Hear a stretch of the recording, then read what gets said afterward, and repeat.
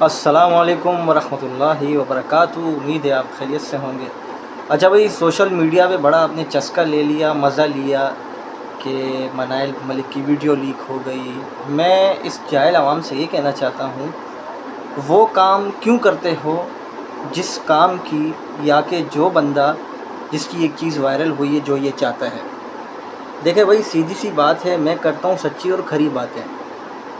یہ چھوٹے گھروں کی بڑی ٹیکسیاں ہیں اور یہ چاہتی ہیں کہ ہماری یہ چیزیں جو ہے نا وائرل ہوں اور یہ چیزیں کریں۔ یہ پہلی بار نہیں ہوا ہے، آپ کو نہیں پتہ یہ کتنے بڑے بڑے بزنس مین یا کتنے لوگوں کے آگے جو ہے نا انہوں نے اپنا جو ہے ناڑا کھولا ہوگا، معذرت کے ساتھ۔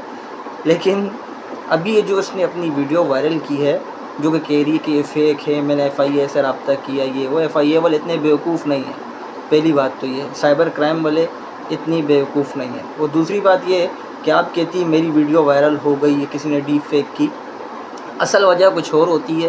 کسی کو بلیک میلنگ کے ذریعے بھی آپ یہ کرتے ہو، یا بلیک میل کرنے کے لیے اپنی ویڈیوز وغیرہ آپ لوگ وائرل کر دیتے ہو۔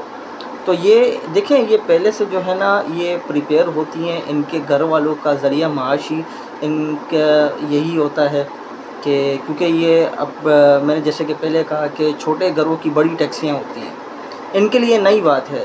لیکن یہ جو ایکٹیویٹیز کرتی ہیں سوشل میڈیا کے اوپر، اپنی ویڈیوز جو ہے وہ لگا دینا، فار ایگزامپل کہ سوشل میڈیا پہ لیک کر دینا، کسی سے لیک کروا دینا، تو یہ کسی کو ٹریپ کرنے کی سازش ہوتی ہے۔ تو برائے کرم یہ جو لوگ جو ہے نا سمپتی جو ہے نا یہ منائل جو سمپتی لے رہی ہے، لوگوں کہہ رہی ہے میرے بارے میں ویڈیوز بناؤ کہ میرے ساتھ زیادتی ہوئی ہے، یہ ہوا ہے، تو آپ یہ دیکھیں کہ اگر یہ اتنی شریف ہوتی تو اس کی جو ہے ایسی نازیبہ ویڈیو پہلے تو کوئی بنا نہیں سکتا تھا۔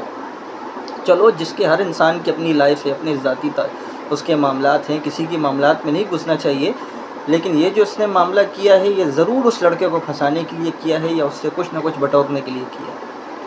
تو دیکھتے رہیں بابا 1 2 آل، اسی طرح سے لوگوں کی شلواریں اتارتا رہوں گا اور آپ لوگوں کو انٹرٹین کرتا رہوں گا۔ السلام علیکم۔